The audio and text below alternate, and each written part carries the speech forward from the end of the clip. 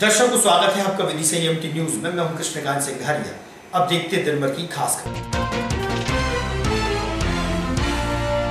कलकत्ता के medical college की महिला चिकित्सक के साथ हुई बर्बरता हत्या के विरोध में विदिशा के सभी चिकित्सकों ने 24 घंटे के लिए कामकाज किया बंद। बैठे हड़ताल पर न्याय की मांग।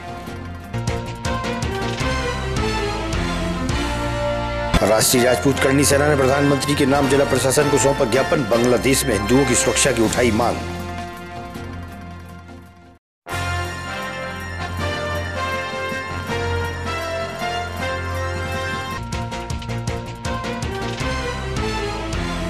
और जिला मुख्यालय के जिला अस्पताल के नर्सिंग स्टाफ व कर्मचारियों ने सिविल सर्जन को हटाने की उठाई मांग। लगाए आरोप, कलेक्टर को सौंपा ज्ञापन।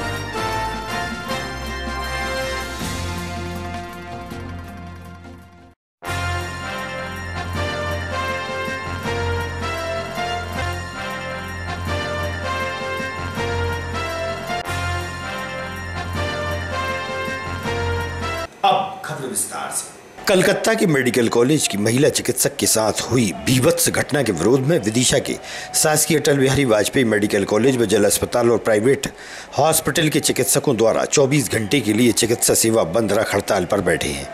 इस मामले पर चिकित्सकों का क्या कहना है, सुनिए आप।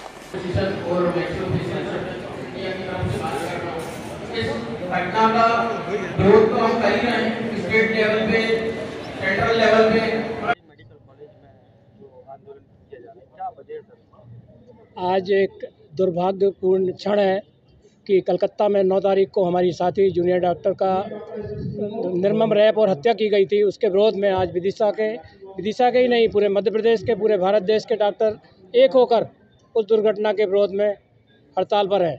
आज 24 घंटे की हड़ताल है और मरीजों को भी हम परेशान होने नहीं देना चाहते और सामान्य मरीजों को ना देखते हुए सिर्फ आपातकालीन मरीजों को चिकित्सा सुविधा उपलब्ध है और बाकी अन्य सभी doctor, Indian medical association, NIMA, doctors forum, dental association, homeopathic association, teachers, medical teacher association, सभी डॉक्टर मिलकर 24 घंटे की हड़ताल पर है कि आत्मा को शांति मिले, उसको न्याय मिले और ऐसी दुर्घटना भविष्य में किसी अन्य महिला या किसी साथी डॉक्टर के खिलाफ ना हो।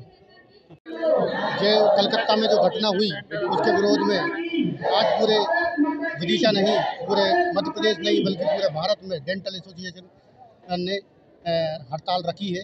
इसके विरोध में कोई भी डॉक्टर आज क्लिनिक नहीं खोल रहा है क्योंकि हम चाहते हैं डॉक्टर के साथ ऐसा दुर्व्यवहार हुआ है, ऐसा किसी के साथ ना हो और ना होना चाहिए। सरकार को होम्योपैथिक डॉक्टर एसोसिएशन विदिशा की तरफ से इस विरोध का समर्थन करता हूं और हमने अपनी जो क्लिनिक है वो 24 घंटे के लिए बंद कर रखी है और ये जो हुआ है इसकी हम बहुत ज़्यादा भर्त्सना करते हैं। बांग्लादेश में हिंदुओं के साथ हो रहे अत्याचार, बलात्कार जैसी घटनाओं को लेकर राष्ट्रीय राजपूत करनी सेना ने जिला मुख्यालय पहुंचकर प्रधानमंत्री के नाम ज्ञापन प्रशासन को सौंपा है और केंद्र सरकार से हिंदुओं की सुरक्षा की अपील की गई है। हिंदू एकता जिंदाबाद, हिंदू एकता जिंदाबाद, राष्ट्रीय राजपूत करनी सेना जिंदाबाद, राष्ट्रीय राजपूत करनी सेना जिंदाबाद, राष्ट्रीय राजपूत करनी सेना जिंदाबाद, राजपूत करनी सेना जिंदाबाद, राष्ट्रीय राजपूत करनी सेना जिंदाबाद। भारत माता की जय, भारत माता की जय। हिंदू एकता जिंदाबाद, हिंदू एकता जिंदाबाद, राष्ट्रीय राजपूत करनी सेना जिंदाबाद, राष्ट्रीय राजपूत करनी सेना जिंदाबाद, राष्ट्रीय राजपूत करनी सेना जिंदाबाद। राजपूत राष्ट्रीय राजपूत करनी सेना का जिला कार्यकारी अध्यक्ष। आज के संबंध में ज्ञापन सौंपा। आज हम बांग्लादेश में अल्पसंख्यक हिंदू समाज पर हो रहे अत्याचार एवं हिंदू मंदिरों में आगजनी एवं तोड़फोड़ की कार्रवाई को रोकने के लिए केंद्र सरकार के हस्तक्षेप हेतु ज्ञापन देने आए हैं कलेक्टर साहब को। क्या मांग कर रहे हैं आप? हम मांग कर रहे हैं हमारे हिंदू बहन भाइयों पर जो अत्याचार हो रहा है बांग्लादेश पर, वो ना हो। हमारा केंद्र सरकार से अनुरोध है, राष्ट्रीय राजपूत करनी सेना का अनुरोध है कि केंद्र सरकार हस्तक्षेप करे और वहाँ पे जो भी अत्याचार हो रहे हैं हिंदू बहन भाइयों के साथ वो ना हो और प्रयास करें कि रोके वहाँ पे, आगे सरकार से बात कर करें। जिला पंचायत के सभागार में आज मनरेगा कमिश्नर एस.के. कृष्णा चेतन द्वारा पंचायत व ग्रामीण क्षेत्र में चल रहे विकास कार्यों को लेकर समीक्षा बैठक आयोजित की। इस मौके पर जिला पंचायत सीईओ भी मौजूद थे।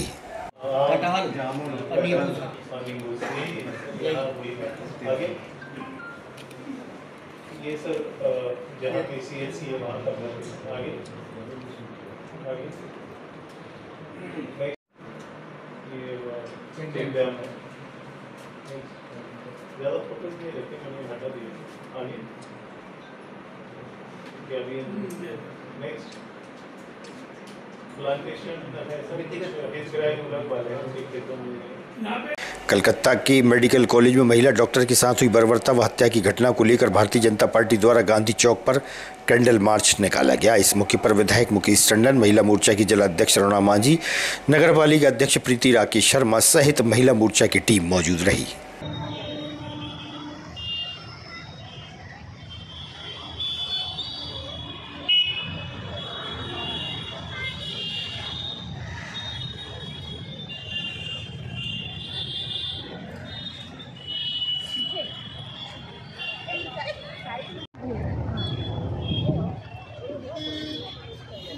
पश्चिम बंगाल में जो घटना हुई है उसकी मैं बहुत निंदा करती हूँ और सरकार से यही गुजारिश करती हूँ कि अत्याचारी को कड़ी से कड़ी सजा दी जाए।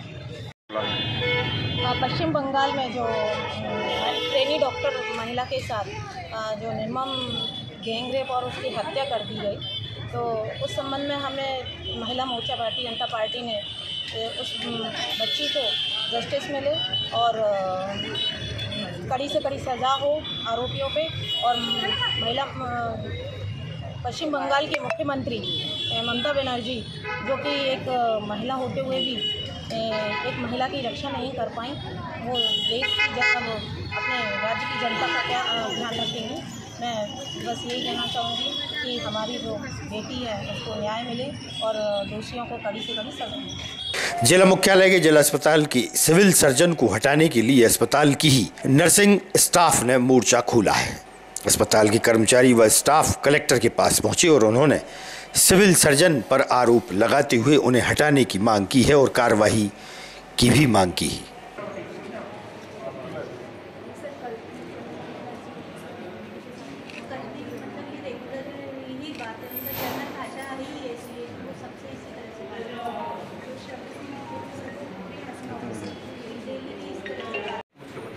आपने थाने में रिपोर्ट नहीं लिखवाई है?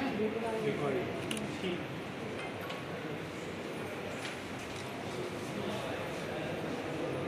कब की घटना है?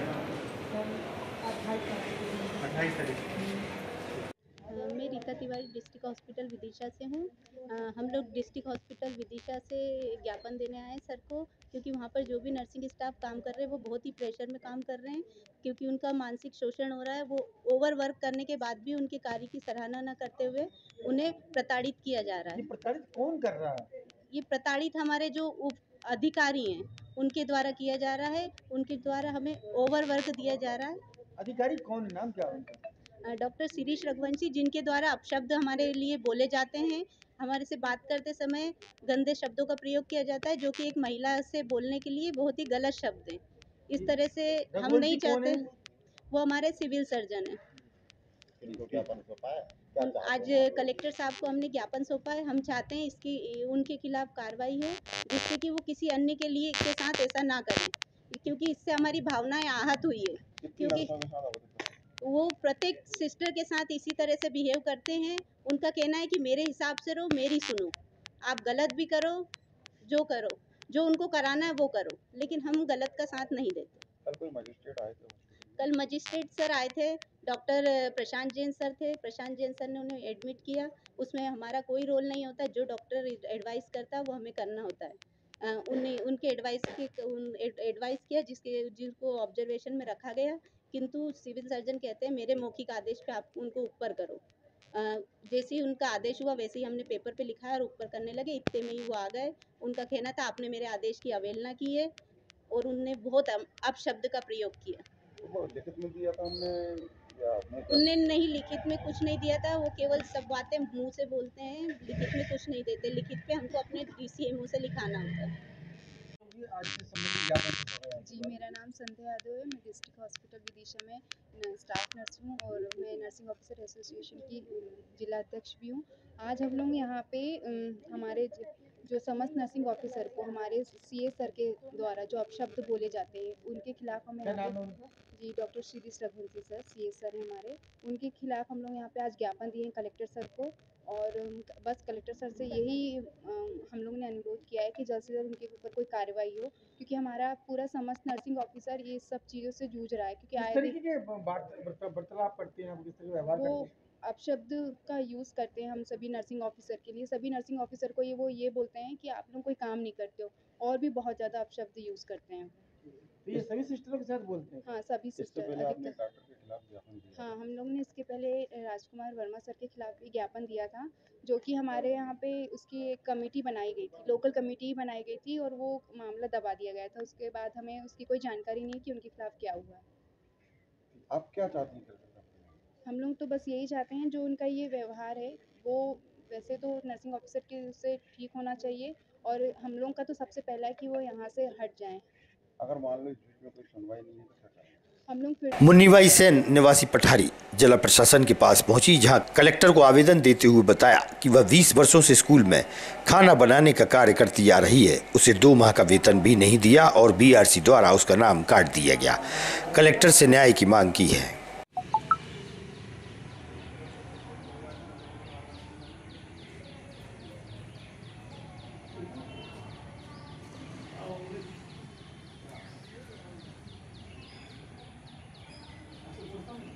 क्या नाम है आपका? मुन्नीबाई। कहाँ है? पूरे नाम बता। मुन्नीबाई। मुन्नीबाई सेन। कहाँ रहती हो? दोघावरी। दोहारी। क्या काम करती हो?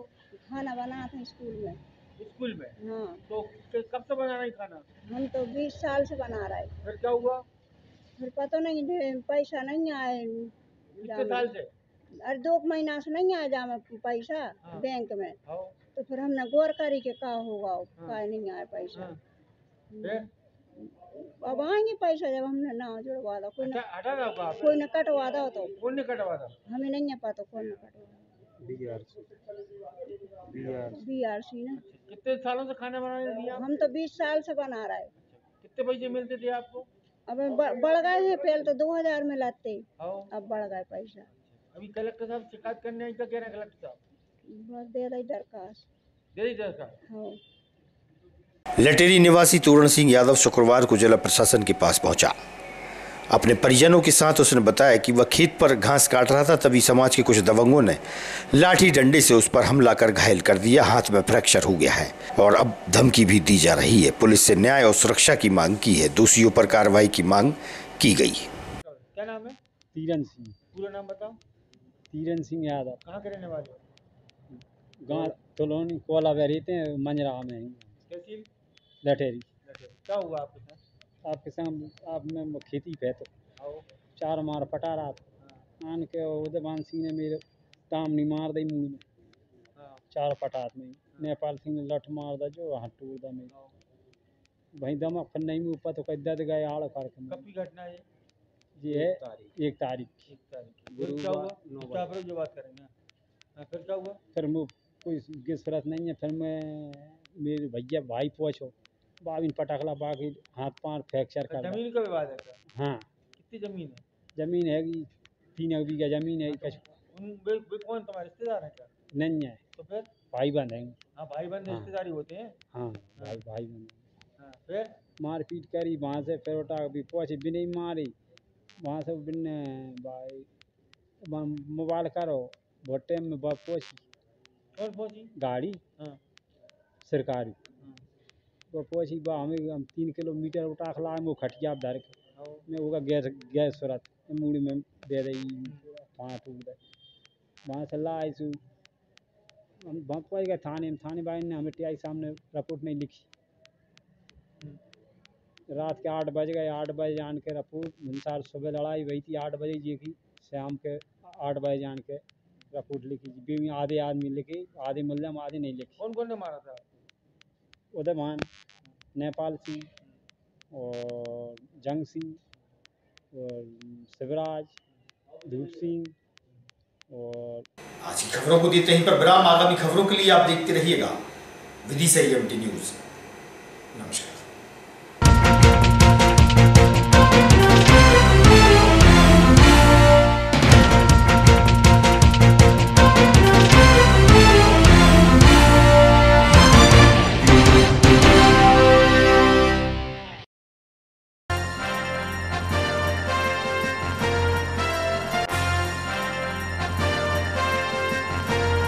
मुझे है गर्व जिस पर वो ही परिचय पेश है मेरा, मुझे है गर्व जिस पर वो ही परिचय पेश है मेरा, फिजाओं में मोहब्बत है जहां परिवेश है मेरा। क्या बात। हवा आकाश अग्नि जल, हवा आकाश अग्नि जल जहां पर देव होते हैं, हवा आकाश अग्नि जल जहां पर देव होते हैं, जहां धरती को माँ कहते हैं। क्या बात, क्या बात। वो ही देश है मेरा। बहुत। जहां धरती को माँ कहते हैं वो ही देश है मेरा। और मुझे लगता है कि मेरे जैसे ही परिचय को रखने वाले इस हिंदुस्तान के 140 करोड़ देशवासी, आज सबका परिचय एक जैसा ही है। आज सभी लोग देशभक्ति के जुनून में डूबे हुए हैं और आप इसी देशभक्ति के पर्व 15 अगस्त यानी स्वतंत्रता दिवस की आप सभी को ढेर सारी शुभकामनाएं मैं सत्येंद्र धाकड़ आप सबको प्रेषित करता हूं। और आज हमारे स्टूडियो में हमारे साथ मौजूद हैं इस पावन पर्व पर सम्मानीय लायंस क्लब के अध्यक्ष वर्तमान में और बीजेपी में शिक्षक प्रकोष्ठ के जिला सह संयोजक और अगर और मैं बोल के जाऊंगा तो लगभग एक लंबी लिस्ट है भाई साहब के पास। कैसे सम्मानीय श्री अरुण सोनी जी हमारे साथ मौजूद है। मैं आपका अभिनंदन करता हूं, स्वागत करता हूं और आप सवालों का सिलसिला शुरू करूं उसके पहले मैं चाहता हूं कि आप आज के पावन पर्व पर देशवासियों को शुभकामनाएं पहले प्रेषित करें, उसके बाद फिर मैं आपसे व्यक्तिगत सवाल। जैसा कि सभी को विदित है कि 15 अगस्त स्वतंत्रता दिवस हम लोग मनाते हैं जी। लेकिन इस स्वतंत्रता दिवस को हमने कैसे प्राप्त किया है, बिल्कुल ये आज की पीढ़ी को पूरी जानकारी नहीं है। बिल्कुल क्योंकि हम भौतिकता में इतने खो चुके हैं कि उन चीजों को अब कोई देखना नहीं चाहता, कोई पढ़ना नहीं चाहता और कोई जानना नहीं चाहता। सही, बिल्कुल है ना। तो मैं लोगों को ये बताना चाहूंगा कि जब तक कि हम अपनी जो हमारी समृद्धि है, हमारी जो विरासत है, यदि उसको हम नहीं देखेंगे, उसको हम नहीं जानेंगे, तो फिर हम इस स्वतंत्रता की कीमत को नहीं पहचान। करेक्ट बात। यही कारण है कि आज लोगों में स्वतंत्रता के प्रति थोड़ी सी कमी हम महसूस करते हैं। जो उन्हें गर्व होना चाहिए वो गर्व में थोड़ी कमी महसूस हो रही है। लेकिन समय बदल रहा है भाई साहब, माहौल अभी ठीक है, अच्छा है। इस अवसर पर मैं देशवासियों को स्वतंत्रता दिवस के अवसर पर उन्हें हार्दिक मंगल शुभकामनाएं देना चाहता हूं और मेरी उनके लिए कामना है कि भगवान हमारे देश की प्रजा को, जनता को और हमारे देश को खुशहाल रखे, सुख समृद्धि शांति से भरपूर रहे और हमारी देश की जनता प्रगति करे, जिससे हमारे देश प्रगति की ओर अग्रसर होता रहे, लगातार ऊंचाई को छूता रहे और नए नए कीर्तिमान बनाता रहे। क्या बात है भाई साहब ने आप सभी को ढेर सारी शुभकामनाएं प्रेषित की हैं। भाई साहब को भी शुभकामनाएं। और अब मैं व्यक्तिगत कुछ सवाल आपसे करना चाहता हूँ स्वागत इस पर्व पर, क्योंकि आज स्वतंत्रता दिवस है तो मुझे आजादी है, मैं कुछ भी पूछ सकता हूँ। बिल्कुल बिल्कुल। तो पहला सवाल तो ये है कि मैंने आपका मेरे पास कार्ड आया, मैं कई बार देखता रहता हूँ, आपके नाम के नीचे एक लंबी लिस्ट लगी है। आप कहीं पर सचिव हैं, कहीं पर अध्यक्ष हैं, कहीं पर सह संयोजक हैं, कहीं पर संयोजक हैं, कहीं पर राष्ट्रीय स्तर पर हैं, तो कहीं प्रांतीय स्तर पर हैं, कहीं जिला स्तर पर हैं।